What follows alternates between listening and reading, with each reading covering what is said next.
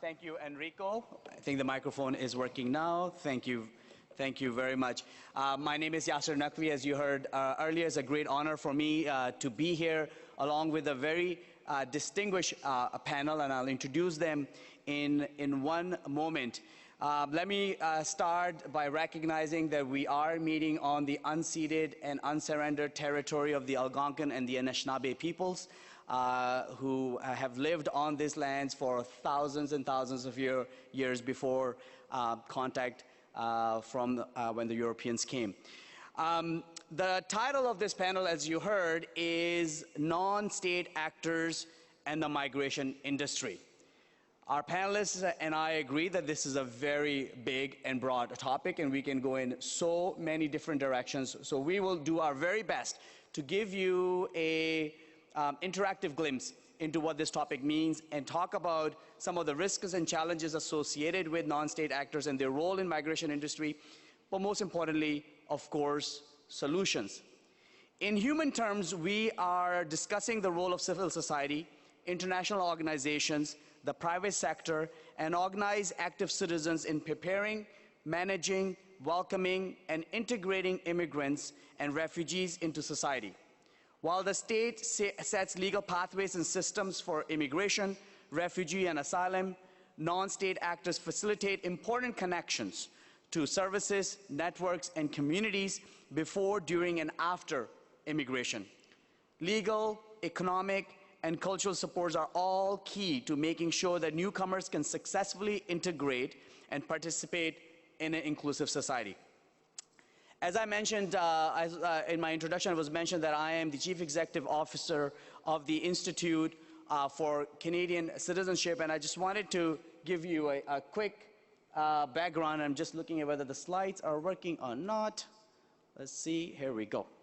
The Institute for Canadian Citizenship is also a non-state actor here based in Canada that is focused on citizenship and importance of continuous efforts to support inclusion, especially driven by citizens and civil society beyond initial settlement services and immediate needs. We have different activities we do. One of them, the most predominant one, is that we host citizenship ceremonies, welcoming and connecting new Canadian citizens to established Canadians, and we do that through our enhanced citizenship ceremonies. We also have an app called Canoe, which allows for new Canadian citizens for 1 year to access 1,400 museums, art galleries, science centers, and national parks across the country for free. The whole idea there is to ensure that we're using arts and culture as a pathway to inclusion and belonging. We have 6 Degrees, which is the global forum for inclusion.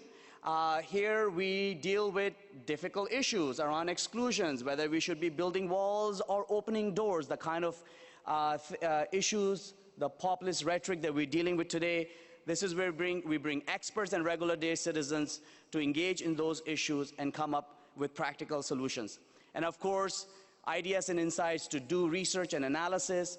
We launch campaigns like most recently, we launched in Canada a Celebrate Citizenship Challenge, where we're asking all Canadian businesses to give paid time off to their employees to attend their own citizenship ceremony. So those of you who are Canadians, if your companies or your organizations don't, perhaps you want to consider changing your human resource policies to allow for that. As mentioned, we have a very diverse and thoughtful and well-learned panel here today, and let me give you a quick introduction as we get into the discussion. First, I'll introduce Chris Friesen. Chris, wave. There we go. Just trying to make sure he's listening to me. Yeah, you're awake? Excellent. Chris is the Director of Settlement Services at Immigrant Services Society of BC, and he is the Canadian Immigrant Settlement Sector Alliance Chair and Co-Chair of National Settlement Council. To my right and your left is Aileen Farrell, who joined the Immigration Consultants of Canada Regulatory Council, ICCRC, in July of 2018, and is first ever regulated Canadian Immigration Consultant Ambassador and is owner of Farrell Consulting. Oliveiro Forti, to Aileen, is the head of Migration Policies and International Protection Department at Caritas Italiana. He is involved in opening legal and safe pathways from Horn of Africa, Middle East, Turkey, and Jordan. And last but not least, to my left, to your right, Ryszard Holowinski. Got it right, Ryszard? Excellent. Been practicing all night. Ryszard is a senior migration specialist in the International Labour Organization's regional office for Arab states based in Beirut, Lebanon. He oversees ILO's labor migration work in the Arab region relating to policy and technical assistance, research, and development cooperation. So, a fascinating panel. We've met a couple of times, and I think we're ready to do things slightly different. So we're going to, as I said, divide our discussion in two parts. First, we will highlight some of the risks and challenges around migration industry and the role that non-state actors play. But then on the second part, we will spend some time talking about solutions, because we really want to leave this plenary with giving you some thoughts around what those solutions are, and hopefully then we can go back to our respective communities, jurisdictions, and implement those solutions as well. So I'll pose a very simple, brief question, and we'll start with Oliveiro, and our question is this: what risks do migrants face that you are working to address through your organization, and what are the biggest challenges in doing so? Oliveiro. Okay, thank you, Chair. First of all, I want to thank you, the organizer, in particular Rico del Castello, for inviting me in this very interesting conference in Ottawa. So my focus will be on the Italian case, but I don't want to have a national approach. The idea is to give you information about our country, about my country, sorry, in the European context, because you can understand many things about Europe if you know more about what's happening in this moment in my country, in Italy. So several surveys have revealed that the European public debate on migration is oftentimes distorted. The media and politics are mainly responsible for this. This is partly the reason why, despite never having direct engagement with migrants, most people in Europe have negative opinion of them. The last Eurobarometer report investigated on how European population perceive migration and migrants. The sentence, as you can see on the slide, I think the immigration into my country is a positive thing, produced different reactions within the European population. More than 50% of people from Western Europe, Scandinavia, Germany, and the UK, the green colors, believe that immigration is a positive thing. In Sweden, the percentage is higher, at 60 and 70%. On the contrary, in the Eastern Europe countries, the red-orange colors, the percentage is lower, between 10–30%, including in Italy, while in Greece it is less than 10%, and you can imagine why. But if we compare these figures with the prevalence of the refugees in the overall population, we have an interesting scenario, a sort of paradox, and you can see it in the slide. Where the prevalence of refugees is high, the perception is positive. Where the presence of refugees is low, the perception is less positive or negative, as in Greece or in the Eastern Europe country.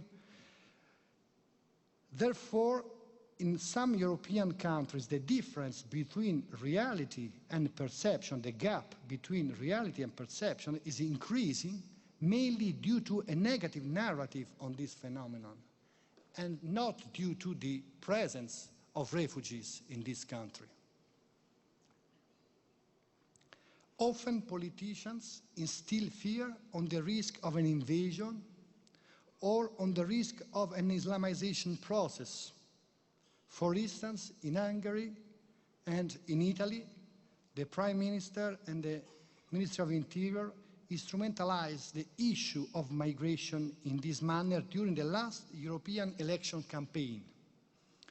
This is happening mainly in those countries where the presence, I mentioned before, of migrants is very low or is in the European average. So, in Europe, as you can see in these slides, the average gap between reality and perception is around 9.5%. The European population believes that for every 100 persons in Europe, 17 are immigrants. The real figure is 7.5%. It's interesting to look at two important countries as immigration destination, Italy and Sweden. In the first one, in Italy, the gap is the highest in Europe, 17.4%. It means that in Italy, people believe that 25% of the population are immigrants. The reality is 80.5%. At the opposite, we have Sweden, where the gap is only 0.3%. But the incidence of the refugees in these countries is the highest, probably it's one of the highest in Europe. And the last European elections confirm this trend. In Italy, the Lega political party, known for its anti-immigration stance, won the elections. Its electoral campaign has been conducted mainly on migration issues, playing on the fear of the people and criminalizing the tradition of solidarity towards migrants. In several public appearances, the Italian Ministry of Interior spoke against the organizations involved in pro-migrant activities. In order to legitimize and secure an agreement with the Libyan government, in order to stop the migration flow from North Africa, the Italian government started to attack the NGOs involved in search and rescue operations in the central Mediterranean Sea. At the same time, the government started to delegitimize the Italian third sector, even Caritas Italiana that I represent here, by accusing us that the aim of our activities is only to make business with the management of migration, of migrant reception system. So I want to close this first part saying that in this way, the Italian government, and not only the Italian government, is breaking an old pact between the state institutions and the civil society. This pact was founded on the principle of subsidiarity. And this principle is in our constitution. And what means? The principle of subsidiarity is where the civil societies is available to collaborate with state institutions in a fair manner, giving time and resources for building a shared welfare. Thank you. Great, thank you very much. Thank you, Oliviero, for setting up a European and more precisely Italian context to issues around migration and the role of non-state actors. We're going to move to Richard, who will speak about abusive and fraudulent recruitment practices and his experience around that area. Richard. Thank you very much, Yasser, and bonjour à tous. Good morning to everybody. And I also like to thank Immigration, Refugees and Citizenship Canada for the invitation to speak in this plenary. We're focusing on non-state actors and the migration industry, and the organization actually that I work for, as I'm sure a number of you are aware, has, in addition to governments, has non-state actors as an integral part of its governance structures, so representatives of the private sector, employers and workers.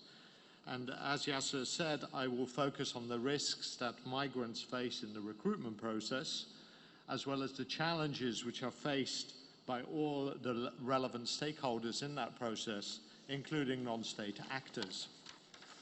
So I just want to put the issue of recruitment, and the focus will be on fair recruitment, into context.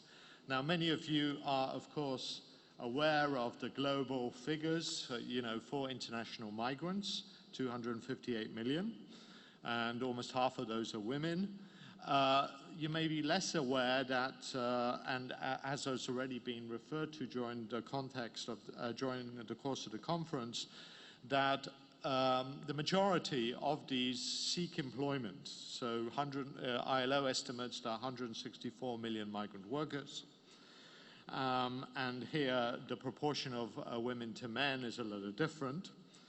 Now, when it comes to matching workers abroad to jobs in destination countries, increasingly today it's the private sector that plays that matching role.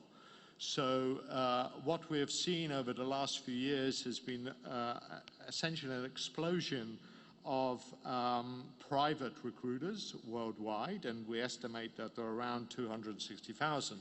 That doesn't, of course, mean that all migrants are matched to jobs by private actors. There are also public employment services that operate in this area, but the majority of them are matched in that way. In addition, these actors are important. In fact, when ILO started working in this area many years ago, originally the focus was on essentially getting rid of these actors and focusing on public-to-public recruitment. But with time that became impossible, and it was also understood that these private employment agencies play an important role in the labor market by matching effectively labor supply and demand. However, on the other hand, there are many also bad actors operating in this area, and it is the low-skilled migrants that are subject to particular risks in the recruitment process. Not just migrants, but also nationals, particularly those that are recruited within large countries like India and China, for example. And that this industry racks up a very high illegal profits. And we've estimated that there are up to 10 billion US dollars in illegal recruitment fees, which are collected from migrant workers every year. So why does fair recruitment matter? Well, it matters because, and I'll go into a little bit more on this when we discuss solutions, because it actually limits the positive effects of migration, increases the cost of migration. And for example, ILO has conducted research with the World Bank, conducted a number of surveys in some major recruitment corridors or migration corridors across the world, and has found, for example, that on average, workers can pay up to 10 months, and this is an average, of a worker's salary, of their salary in recruitment fees and related costs in certain migration corridors. And one of the most significant corridors in this context is from South Asia to the Middle East, and specifically the Gulf. So how can we talk about the promise of migration, which is of course the title of this conference, if migrants can spend up to 10 months and in some cases a lot longer in paying off debts before they can even begin to think about sending money back home, for example, to support their families. So it does matter. It also matters because of the risks of trafficking and forced labor associated with this. I'll mention a little bit more about this in a moment. And also it matters because bad matching of workers to jobs often leads to underutilization of skills, often referred to as brain waste. So what are the challenges? Well, in terms of also the risks, when it comes to workers, there are a number of risks. and some of these are essentially indicate forced labor, particularly when there's threats, abuse and violence involved, deception with regard to employment contracts, as well as restriction on freedom of movement, and particularly here the retention of passports. So it matters, of course, for workers. It also matters for governments who regulate, and here, even though there are regulatory frameworks in place, in many countries, enforcement is still very weak, particularly in the region that I work in the Middle East, for example. Often there is simply insufficient capacity or insufficient insufficient attention given to increasing capacity in this area. Governments also have difficulties in regulating recruitments in the context of concluding bilateral arrangements. Often the issue of recruitment is not raised in those arrangements, so the agreements are sometimes silent with regard to the issue of recruitment. It also matters for employers. It's important here to underscore that we often, when we talk about the costs of migration and recruitment, the focus tends to be on the workers, but the costs can also be high on employers. And when the costs are high on employers, particularly in the region that I work in, where, as we heard yesterday, the main aspect or the main aspects of governance of migration are based on the kafala sponsorship system, then those high costs for employers translate often into, poor treatment, ill treatment of the workers. And also, employers are very interested to ensure that they have workers with the right skills and not workers who are able to pay most or afford the migration process to get those jobs. So there's a clear mismatch here. And there are also key challenges for recruitment agencies. In those cases where there is a lack of appropriate regulation, this can create commercial uncertainty. Where certain actors can get away with corrupt practices, this creates an unlevel playing field for business. But also it has to be remembered that where there's over-complex regulation, this can also have a negative effect. So, in a nutshell, this is the area that is important in terms of when it comes to recruitment. It's important to reduce the costs of migration, and recruitment is a very important part of that. And it matters for all those involved in the process. And I look forward to talking about some of the solutions that we're working on in the next section of the discussion. Thank you. Great, thank you. Thank you very much, Richard.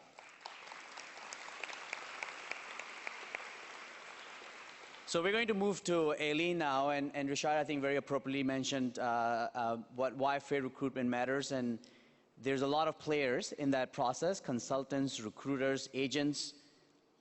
What are the challenges around regulating them? Okay, thank you, Yassir. Merci et bonjour tout le monde. I'm doing mine a little bit differently. I know Yassir said that we're talking about challenges and then get to solutions. I'm kind of talking about both of them at the same time.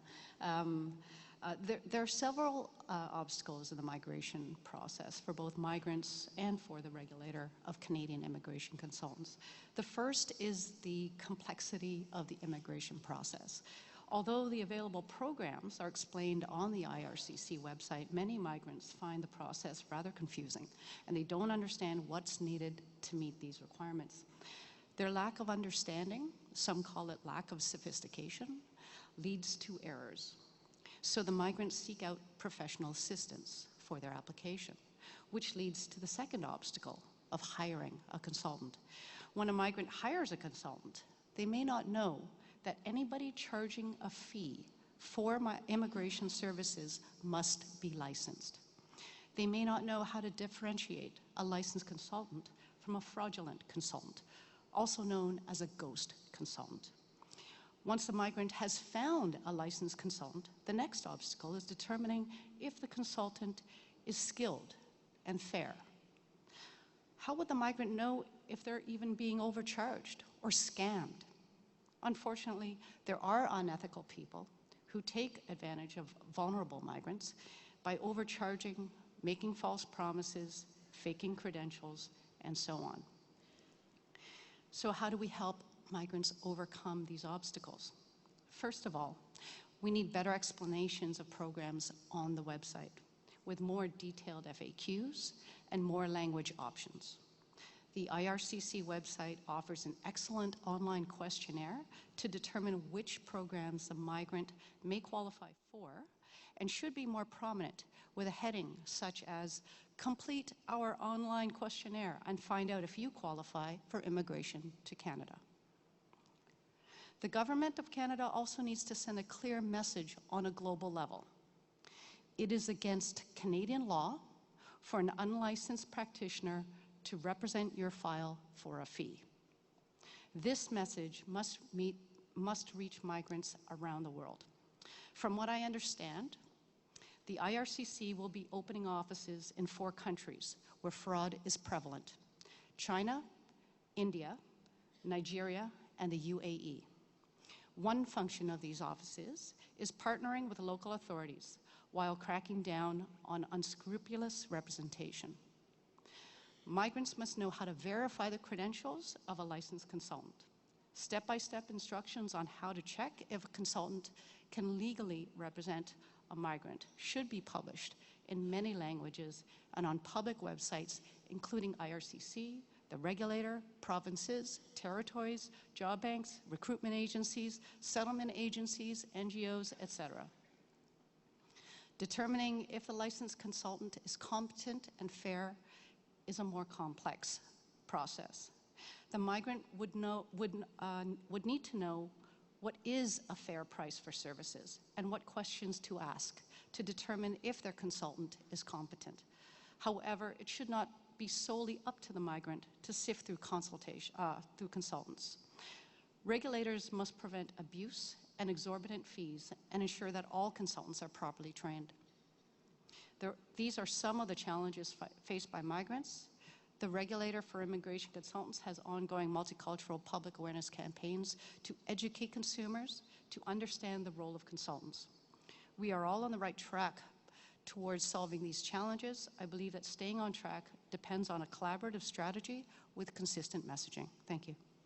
Great, thank you.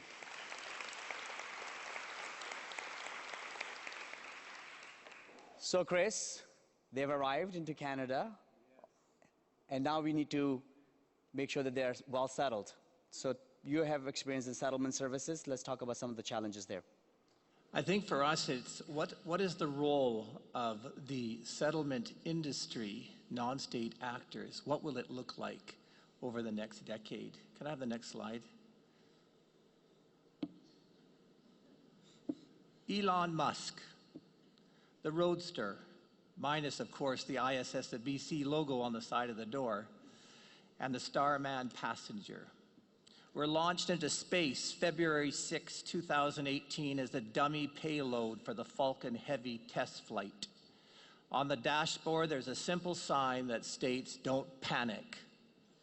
I couldn't help but see the parallels with the settlement industry, and I use that word intentionally, industry. The importance, the complexity, the dynamics surrounding immigration, compounded by accelerated super diversity and anticipated higher annual levels for the foreseeable future, means the settlement industry will face increased public exposure.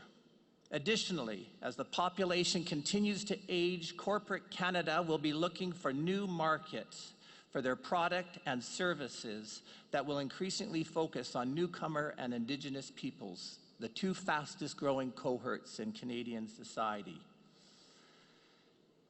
It's time to recognize our collective value to the migration industry, well beyond our traditional role as contracted service providers. We need to shed the labels of the 1980s and 90s and adopt the language of business. We are a boutique industry, providing innovative services and interventions that are critically needed by newcomers and society. We need to better understand and articulate the value of our brand based on the specialized knowledge we have acquired through our direct work with newcomers. This unique expertise and knowledge will be increased value to both governments and the private sector, something we need to better understand and market to increase our sphere of influence. We need to recognize our intellectual property. We have to understand and market our monetary value of our knowledge. And I will provide a couple of examples in our solution. So the settlement industry of the future must adapt to technology or be left behind. Our industry faces growing calls for compensation adjustments to remain competitive and increase resources to address issues like commercial lease affordability. Smaller agencies doing great work may not be sustainable. The use and adoption of technology may help to maximize our staffing resources. I'll end it there. Great, thank you, Chris. So Chris, we're going to stay with you because we really want to know where Elon Musk and ISS or BC lands after this slide. So let's focus on solutions. And the question that we all agreed to sort of address is, how are you collaborating with citizens, governments, other civil society organizations, and/or the private sector on solutions to better protect migrants? Next slide. No, other way. Thank you. Technology prevents me from showing a 30-second clip here because of the servers being, the file was too large. Who would have thought, oh, no, back. Who would have thought, oh, okay. Who would have thought that we would be giving refugees cell phones as part of the resettlement assistance program, or that we'd be teaching Link online, or using social media to support newcomer settlement process? What about the explosion in the use of webinars for professional development training and even staff meetings? The way we communicate with newcomers will and is changing. Unless the industry adapts, we will lose market share to new providers. So imagine for a moment texting your clients in first language to inform them of an upcoming job fair, or to register for a settlement workshop, or to notify Link students of a cancellation in classes because of poor weather. Imagine being able to respond to a refugee claimant who texts you for help in applying for a work permit, or responding to a question about their health benefits. We currently have close to 1,100 refugee claimants living in 9 cities on this texting platform. And over the next 8 months, we hope to have over 10,000 economic, family, class, and refugees on this texting system. Next slide. So this brings me to, before this, an industry challenge. I think it's time now. By 2025, my industry challenge to those of you that work in the settlement industry: let's stop using printed paper. Brochures, posters, application forms, etc. And let's move to technology to reduce our own carbon footprint. Even with low digital literacy clients, we can do far more to address repetitive, frequently asked questions to our frontline staff that they have to respond to. Last year, Lawrence Fink, and I don't think, maybe, I don't know, has anybody heard of Lawrence Fink in this room? If you have, raise your hand. I'd just be curious. Okay, so I don't see one person. Lawrence Fink, founder and chief executive of the investment firm BlackRock. BlackRock. He sent a letter to business leaders last year. He said, contribute to society or risk losing our support. Well, Mr. Fink sits on $6 trillion US dollars. $6 trillion US dollars. It's no longer good enough to just make a profit. The private sector must generate greater social impact.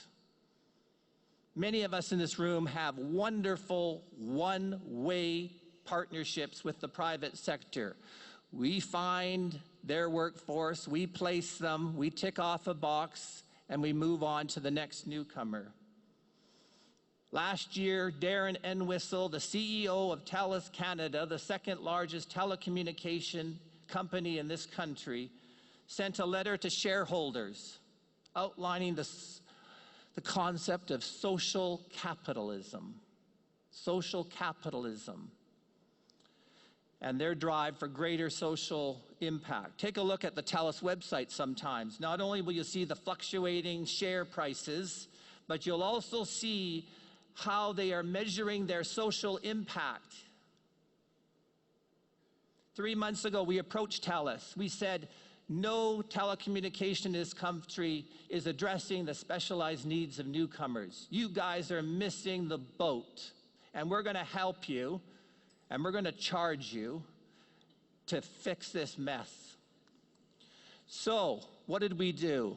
We said, let's do this together. We're going to undertake a joint communication survey of every Link student that we have in our classes in the Lower Mainland, close to 1,000. Lo and behold, almost 700 responded to a 1-hour survey. It was a game changer. You could see the folks falling off their desk in Toronto as they tried to understand, what the heck did we land on?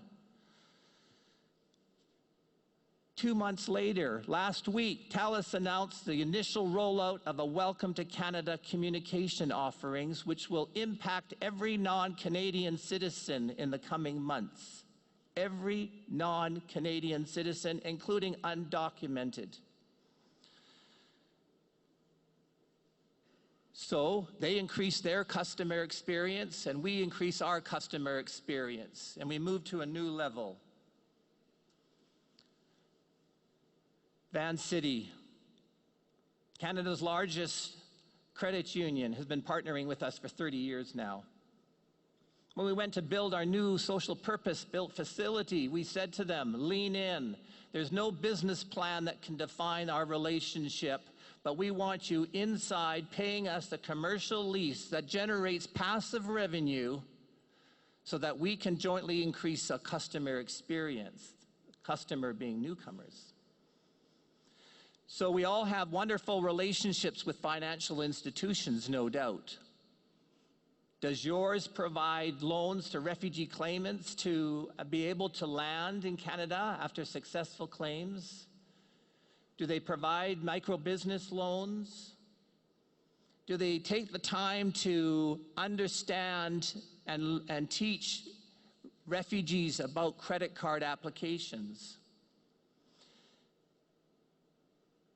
So last week, we elevated the partnership. They said, we're going to take on sponsoring refugees. We're going to, as a corporation, we're going to work with you. We're going to raise funds within our employees and sponsor one family a year for 5 years. They then said, and we're going to isolate 10 employees. We're going to choose them, and we're going to put them and vet them through your Canada Connects program, and they'll be settlement mentors for the family that arrive. In addition, we're going to challenge corporate Canada for 50 private sector companies to do the same. Well, who responded? In the middle of the press conference, TELUS. Corporate Canada getting involved in refugee sponsorship. Next slide. The settlement industry continues to struggle on how to define funding attribution. We don't know how many hours a Link student moves from one CLB level to another. We can't tell you if a volunteer settlement mentor has more impact in labor market attachment of our clients or a specialized employment program? We can't tell you that. We don't know if one agency is more effective than others, and if that effectiveness can be attributed to certain factors that can be replicated across Canada. Can't tell you that.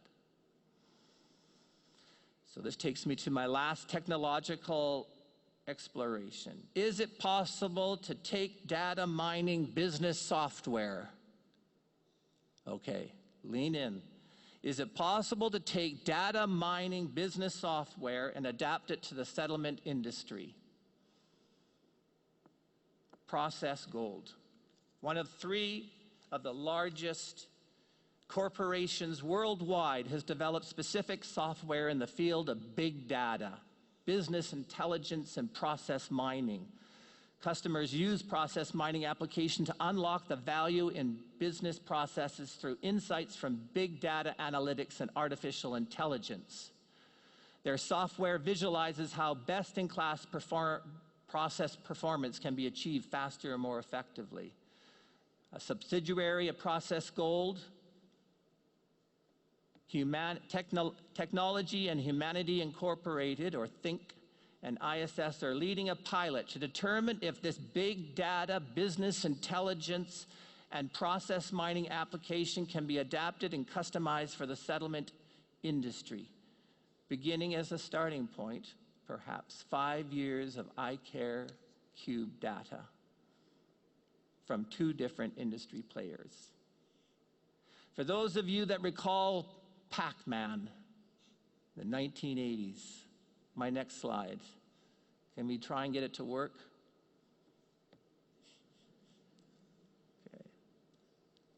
Okay. Just let that sink in. This represents 1 year of de-identified ISS of BC IRCC funded settlement and employment client data, showing high-level service intervention models of needs assessment and referral, of information and orientation. The client journey through different service interventions as expected.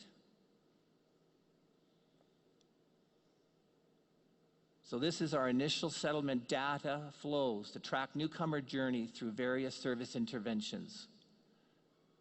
This is the agency of the future, utilizing analytics, data, artificial intelligence to help us attribute and speak about our collective impact. Next slide. Thank you. There's a little voicing. Will it work? Nope. Darth Vader. Reminds us that as we explore the use of technology, we must be cautious to protect client confidentiality, privacy, as well as understand the possible unintended consequences of, as an example, the use of information that may become available through analytics and artificial intelligence. We must also recognize the differing capacity and resources by different players in our industry. We can't ever lose sight of the fact that technology is meant to enhance in-person services, not replace them. We will always need settlement workers to provide in-person service to newcomers. Last. So, in conclusion, over the next decade, as non-state actors in the migration industry, we must continue to be bold, innovate, explore increased uses of technology, shed the language and terminology of the past, and play our part in reducing our carbon footprint. As non-state actors, we must reflect and use our expertise, data, and specialized knowledge gained directly from working with newcomers to showcase our value and impact as nation builders. And lastly, we must take advantage of leveraging current partnerships with corporate Canada to help them not only fulfill their social impact mandates, but also help us to enhance our impact in newcomer integration into Canadian society. Thank you. Thank you, Chris. So I don't know, Oliviero, what's in your slides now? The bar is up. But I know you're going to talk about safe and legal pathways and for migrants coming in, and again speak a little bit about your Italian experience. Okay. Yes, I mentioned to you before, my focus is on the subsidiarity approach that we need in Italy and in Europe about the managing of migration. We believe that mixed public-private model is the more effective and efficient way for managing the reception and integration system at national level. This model, as you know, I think, has been implemented in the last few decades in several countries, making this possible to build a real migration system. Of particular interest is the practice of the complementary pathways for refugees already in practice here in Canada, but even in other countries and in other European countries. The complementary pathways are a shared responsibility mechanism through which institutions and private associations put together resources and skills for selecting and welcoming refugees, promoting safe and legal pathways, and indirectly fighting the traffickers. Italy is trying to do the same, promoting the so-called humanitarian corridors. In theory, this model could be the best example of a positive collaboration between public institutions, civil society, and international organizations in the selection, transfer, reception, and integration of vulnerable beneficiaries from least developed countries. Moreover, through this mechanism, it is possible to go beyond the security and immigration link, very common in a contemporary narrative in Italy, but even around Europe. Unfortunately, the humanitarian corridors, this kind of complementary pathway, in Italy are a fully private program without any direct involvement of state institutions. The role of institutions is only to issue the entry visas. The rest is totally supported by the promoters, as Caritas Italiana, of the program, including the financial support of the reception and the integration program of the beneficiaries and the selection of the beneficiaries in the transit countries. As I said, there is not any kind of support or collaboration from state institutions apart the procedures for the admission of the beneficiaries in Italy. I say that it's a pity. In the current context that we are facing in Europe, this program could be the best way to reestablish a positive relationship between the civil society and the Italian government on migration. However, what is happening is far from this perspective. The idea of our government is that through this kind of program, we can receive few hundreds of people, and at the same time, we can close the ports. We can leave the people in Libya, in North Africa, in very bad condition, thousands of people. What we are facing in these hours in Italy about the Sea-Watch 3, probably you've read in the newspaper, is an incredible situation that we are facing.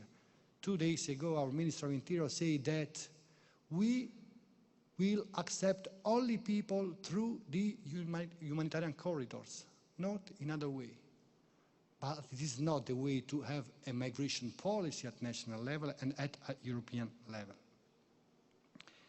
The aim of the organizations who are promoting, as Caritas Italiana, these alternative pathways is different. We believe that the humanitarian corridors are an additional program in order to increase the legal and safe entries in Europe, avoiding the tragedies along the migration routes. However, the humanitarian corridors cannot replace the general responsibility of the government for the implementation of a system able to safeguard and receive thousands of refugees. Moreover, through the Humanitarian Corridor Program, we want to bear testimony on the condition of refugees, people in need, who live in least developed countries in very bad conditions. In this way, we can help our communities, this is our first concern now in Italy, to understand the complexity of the phenomenon and the urgent need of millions of people stuck in many underdeveloped countries, encouraging a new narrative on migration. Now, the European population believe that migration is a negative thing. So we have to find all the possibilities to change this kind of narratives. And the best way, this is our experiences, is to give the opportunity to the communities to meet these people directly, to take care of these people.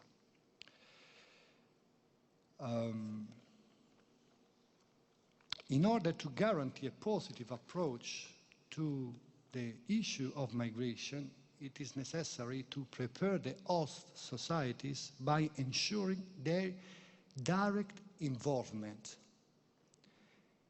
mainly in the integration process. We are verifying through this humanitarian corridor that in the recruitment process of refugees, the involvement of communities is giving good results. We have to promote a reception and integration system inspired by subsidiarity. I want to underline this word, it's so important for me in this context. Thus contributing to prevent its institutionalization, which does not guarantee good results in terms of inclusion, due to the lack of a direct link with the communities. However, and it is what's happening in Italy, full delegation to civil society must be also avoided. The risk is the lack of responsibility of the institutions and a bad management of the services. So let me close this brief speech quoting our previous president of Italian Republic, Giorgio Napolitano, who said a few years ago, "Our unity requires pluralism and subsidiarity." This applies to Italy and also to Europe. Thank you.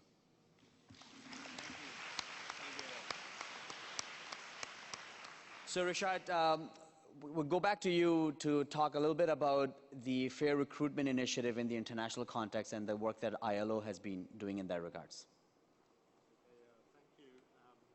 Thank you. Previously, I identified some of the risks as well as facing migrant workers when it comes to abusive and fraudulent recruitment and also the challenges faced by the stakeholders in the process. But the good news is that there is now a growing consensus on the need to reduce migration as well as recruitment costs. And on this slide, I've tried to capture some of the initiatives at the global, regional, bilateral, as well as national level. And in his report to the 2013 United Nations General Assembly High-Level Dialogue on International Migration and Development, the UN Secretary General specifically focused on a number of actions that needed to be taken, and one of them related to reducing the costs of labor migration, which doesn't just focus on lowering recruitment costs, but also looks at other areas where there are costs of migrants, such as non-recognition of skills and qualifications. We've referred to that earlier today, as well as costs in relating to access to social protection, social security. So lowering recruitment costs is part of that picture. It is also now embedded, if you like, in the 2030 agenda for sustainable development, and particularly in SDG target 10.7, which is a target on migration and migration policies. And there's an indicator on the reduction of recruitment costs, and I'll say a little bit more about that in a moment. Within the ILO, recently, the ILO has adopted general principles and operational guidelines for fair recruitment, as well as more recently a definition of recruitment fees and related costs, and a little bit more about this in a moment as well. The UN Global Compact, of which we've heard quite a bit about so far, in Objective 6, focuses on recruitment and improving conditions in relation for decent work. And recruitment is fair and ethical recruitment is a particular aspect of that. At the regional level, there also has been attention to reducing the cost of recruitment, particularly, and one example is the regional consultative process, the Abu Dhabi Dialogue, which brings together 7 significant destination countries, the 6 GCC countries, as well as Malaysia, and the origin countries in South and Southeast Asia. And there, as I've said, reducing recruitment costs is part of the work of the Abu Dhabi Dialogue. And there are also several very interesting multi-stakeholder initiatives. I'll say a little bit about the ILO initiative in a moment, but there's the IOM initiative, International Recruitment Integrity System. Also some very interesting initiatives at the private sector level, such as the Responsible Business Alliance, which started in the electronic industry and has expanded to other sectors, as well as, for example, the World Employment Confederation, which is a confederation of private employment agencies, which has a code of conduct in this area.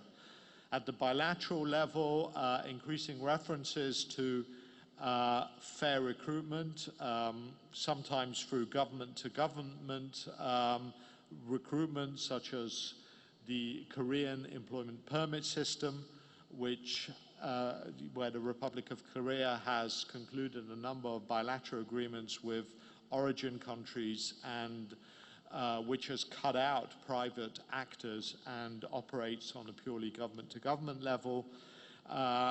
And we found in a recent report that the ILO did that there are over 90 countries actually regulate recruitment fees, because an important principle of ILO standards, as well as the general principles and operational guidelines, is that workers should not pay to obtain a job. And we find that in many countries this is regulated, although the picture is quite diverse. In some cases there's a total prohibition, in other cases there's the threshold, a limit set on how much workers can pay. Now, moving on to ILO initiatives, and particularly the Fair Recruitment Initiative, which was launched in 2014 as part of the ILO Director General's Fair Migration Agenda. This is a multi-stakeholder initiative which comprises 4 pillars. Firstly, the need to enhance global knowledge, and there's still quite a deficit in terms of what we know about some of the recruitment practices globally.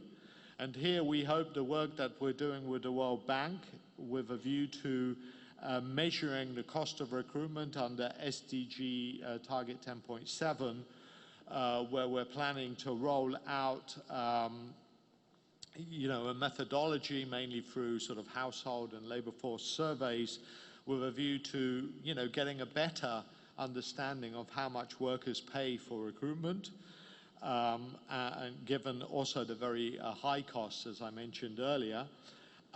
Improving laws, policies, and this is where the general principles and operational guidelines for fair recruitment are located, as well as the definition of recruitment fees and related costs. These are non-binding principles and guidelines. They apply to all stakeholders in the recruitment process, so governments as both regulators and recruiters, as well as enterprises, meaning labor recruiters and employers. And they don't just apply to cross-border recruitment, but also internal recruitment, because there are also abuses or abusive recruitment practices within countries. Promoting fair recruitment practices is another area. And there's a lot of work that has already been done through private sector initiatives, which I've already referred to, particularly around due diligence in supply chains to ensure that, and not only in supply chains, but due diligence also with regard to procurement, particularly by governments, government business. And finally, the fourth pillar is focusing on empowering and protecting workers. Because often in this area, there's a lot of discussion around what governments can do, that employers and the private recruitment agencies and labor recruiters and various brokers associated in the industry. There's a lot of focus on what they're doing, but the workers should also have a voice. And one interesting initiative is one taken by the International Trade Union Confederation, which has set up an online platform called the Migrant Recruitment Advisor, which provides information to workers involved in recruitment processes, also enables workers to actually rate recruitment agencies online. It's a moderated platform. And thirdly, links victims of recruitment practices to complaints mechanisms, whether these are formal complaints mechanisms or mechanisms which are assisted by non-governmental actors. And on this slide, I've just given an overview of some of ILO's related work, recruitment-related work, because of course adopting standards, even whether these are binding or non-binding standards, such as the ILO General Principles and Operational Guidelines for Fair Recruitment, is only a first step. There's a need to actually implement these things starting at the country level. And here, for example, I can give one example in the Middle East where I think we've had some success. In Jordan, the garment sector is very significant. It is significant for GDP in Jordan. And, but much of that sector is essentially, the workers in the sectors are mainly migrant workers from South Asia, and the majority of those workers are women. And through a program that the ILO runs called the Better Work Jordan program, we have succeeded in persuading employers that they should reduce the fees that workers pay for recruitment to zero.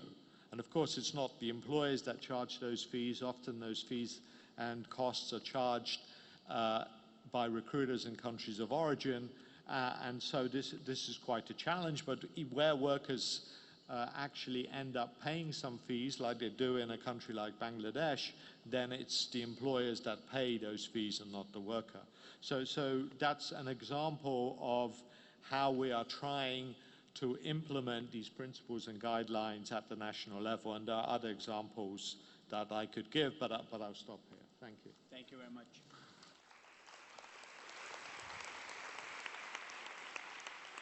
So, no pressure, Aileen, you're the last person to provide solutions. So we'll bring it back to Canada and the work that the Immigration Consultants of Canada Regulatory Council is doing, and how you're addressing these challenges around regulating immigration consultants, I guess, both in Canada and abroad.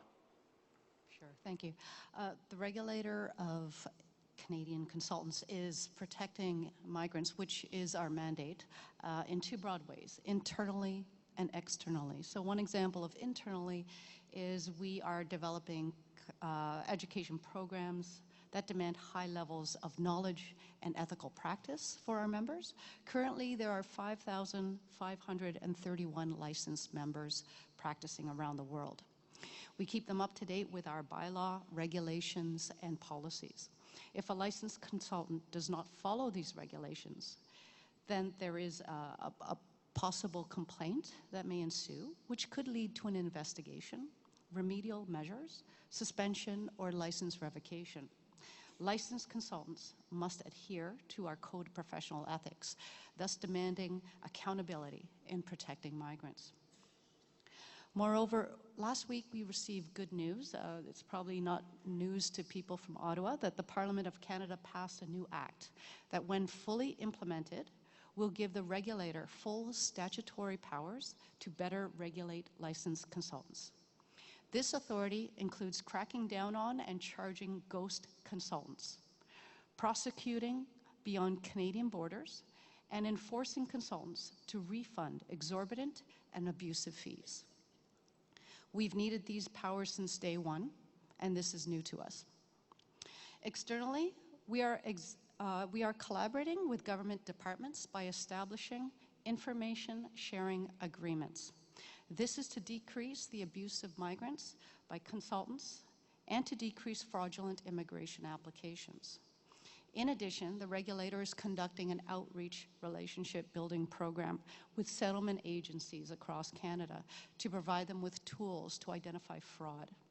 Settlement agencies are the front line where a newcomer comes and seeks help with finding a job, writing a resume, learning English or French, and the newcomer trusts that settlement agency and reaches out for other issues such as immigration assistance. We teach settlement agencies how to help migrants by identifying a real or licensed consultant, checking for disciplinary actions against a consultant, and when necessary, filing a complaint. Lastly, the regulator attends trade shows and outreach programs and speaks directly to migrants to educate about fraud, awareness, and prevention. We hope that these efforts, both with the regulator and partnering with government and settlement agencies, will result in a safe and fair experience for migrants. Thank you. Great, thank you.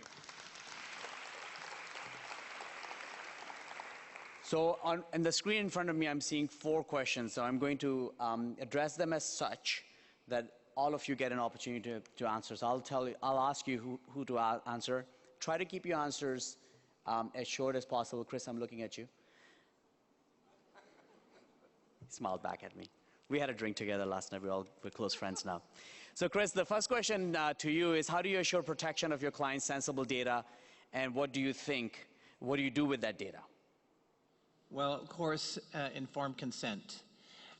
De-identifying data so that there's no personal identifiers in the use of data for our pilot on the process mining. On the text messaging, we email clients first. They have to give us their consent on whether to take their cell numbers and place it on the texting system. That's how we do the checks and balances. I finished. I'm impressed. Round of applause for Chris. That was good. So for Aileen and Richard, I want to ask you the question on migration consultancy. While migration consultancy is a regulated, helpful, and largely legal business, would it be necessary if we had better designed immigration application systems? So I'll start with Aileen first, and Richard, probably you can provide your perspective on that, please. Yes. Well, I did say earlier that it is a very complex system. I mean, the very first thing that the IRCC website says, if you haven't looked at it lately, it says that you do not need a representative to do your case. So right away, anyone who goes on there will say, oh, I don't need to call a lawyer, I don't need to call a consultant. So maybe if there were maybe FAQs of perhaps what some people have experienced of doing it on their own, maybe through settlement agencies or links to the IRCC website, maybe that would provide some kind of realistic approach to things. Great, thank you. Richard, your experience from the work you do with ILO and internationally? Sure. Yes, I've already referred to how sometimes, how government-to-government systems and cutting out the broker or the intermediary can help to reduce the costs of migration. And the example of the Korean employment permit system, which brings workers actually into sort of mid to lower skilled jobs into essentially small and medium sized enterprises in Korea. The other area where there is, I think, potential, it's still not been fully harnessed, is in the area of technology. And so here I will link to Chris. You know, and just as an aside here to say that one of the big discussions at the ILO this year, it's the ILO centenary year, has been on the future of work. And in the context of that discussion, and we heard a little bit about the future of work actually in the last session, particularly from the intervention from the colleague from the Public Employment Services in Germany. But as part of the Global Commission's Future of Work report, which was set up under ILO auspices, there was a focus on the need to have this sort of human in command approach to technology and how technology can be harnessed for decent work. And one area where this is taking place is in the context of online recruitment platforms. These are ways where governments can actually increase their oversight of the recruitment by private employment agencies. These platforms can also facilitate government-to-government recruitment. They can share, they help with the sort of information asymmetry because the information on these platforms is shared with all the actors, stakeholders in the recruitment process, and they can also lower costs. But you know, there are a number of platforms. Actually, ILO and IOM are doing some joint research in this area, looking at 4 major platforms. Saudi Arabia's Musanet system, which is the system which brings in migrant domestic workers into the country. Republic of Korea's employment permit system, which I referred to. EURES, which is the European Job Mobility Portal, as well as India's eMigrate. These are all recruitment systems which operate online. That, you know, we're looking at them, we're seeing what are some of the lessons learned, what could be the good practices. As I said, these are early days, but technology can, you know, be harnessed for decent work in this area when it comes to moving towards fairer recruitment. Sorry, that's quite a long answer to a short question. But, thank you. Thank you very much. So, Oliviero, what are your thoughts on recent decree from the Italian government that plans to fine any boat 50,000 euros for rescuing migrants in distress? Yeah, it's a little bit complicated to explain to you the situation at low level in Italy, but I will try to do it in a few minutes, very short. This government approved in a few months, in 6 months, 2 different security decrees. And probably you can imagine that we are continuing to link migration with security. The first one changed the reception system, giving less money to the organization who are involved in the reception system. The idea is that the migrants, the refugees who are arriving, needs a very basic services, and so they don't need the integration process. They can do it only after the decision of the Commission about their status. If they don't have it, they have to go back at home, but nobody is able to do it. And so they remain in a regular situation in our country. And so they are building a non-security system. It's incredible, but this is what's happening.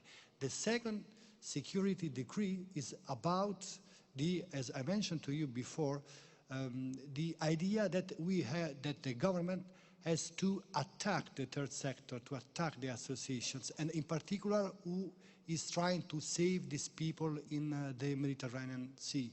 And so the idea that if a boat will save people and will go to the Italian port, they are able, the Italian government is in the position to give a fee to this organization, and so in discouraging this kind of operation. And the idea is to match this approach with the agreement with the Libyan Coast Guard. At the end, nobody will reach Italy. This is not the reality because we are receiving refugees in this period, not only through the sea, but also through the land borders in the northeast, because the Balkan route is open. Because thousands of people are stuck now in Albania, in other Balkan countries, waiting to reach Europe. We are receiving hundreds of people every week, but nobody wants to talk about it because at political level it's not so positive for them. So it's a very confusing situation. As Caritas Italiana, as Italian Church, we took a very clear position on it. We say that we are against this kind of approach. And if you ask to us why, we can say that we are an organization of Italian Bishop Conference. We are a Catholic association, and if we say yes, we are going against our values. And so starting from our values, starting from the gospel, we say that it is not a way to manage the migration. And so we try to convince, I don't know how now, but we will try to do it, this government, this kind of approach is a very short-term approach. Is very positive for the consensus at political level, but at mid and long term is a very difficult situation we are going to face in the future. Thank you. Thank you very much. So the very last question I'm going to ask, we discussed this. I'm going to give each panel member 1 minute each to answer this question, and hopefully this will get you some practical ideas to take home with you. If you had one thing you'd like to see change in your lifetime in the work you do with migrants, what would that be? Start with Chris. Embrace social capitalism, remove ourselves from the echo chamber that we live in, and engage more actively in a two-way partnership with corporate Canada. Rashad. I cannot be as concise, I'm afraid, but and actually this question was asked to us last night, and I said I would sleep on it, but I woke up this morning and my mind was still blank. But just to say, I think, migration is a serious business. It impacts on the lives of migrants, and if it's poorly governed, it also can exacerbate negative public perceptions. So in the region that I work in, which is the Middle East, what frustrates me most and what I would like to see most is a much greater investment, particularly by governments, with regard to the governance of migration and labor migration in particular. So the need to build up capacity in terms of both financial and human resources to an appropriate level. Because often the most simplest things, I'll give you one example. In one country in which I work in, the labor ministry needed to sort of reactivate a hotline when it comes to complaints by domestic workers. And yet there were no resources available in the ministry to actually pay some of the public servants overtime so that this hotline could operate 24 hours. And this is pretty straightforward. It's pretty basic when it comes to protecting what is essentially a very vulnerable group of workers. And if you're going to bring migrant workers in to fill in labor shortages, to, as we heard in the last session, to meet or to do those jobs that nationals do not wish or cannot do, there has to be, a serious investment behind this. Thank you very much. Eileen. Okay, so I had something prepared, and then I heard Ketty Naviabandi speak this morning, so I just changed my answer just now. So she said she had many solutions, but one of them was sharing your experience, and she was talking about being sympathetic, being empathetic.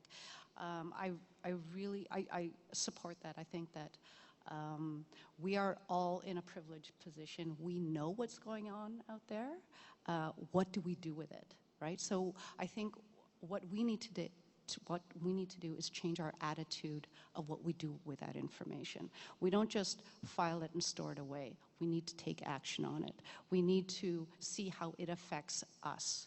We have to put ourselves in the shoes of others. And their story is their experience, but it is our future. And I think we can change that. Thank you.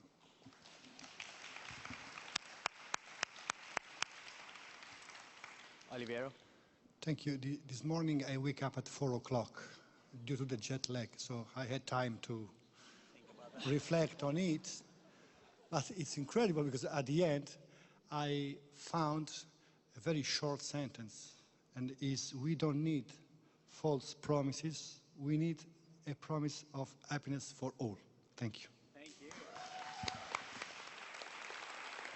So we're coming to an end to this plenary. Before we thank the panelists, I want you to please thank on our behalf with us Kayla Gray, who is a research associate at the Institute for Canadian Citizenship, for helping us prepare and keep us very much in line. So Kayla, thank you very much. Yeah. And a big round of applause for all our panel members for their wisdom they shared with us today. Thank you very much.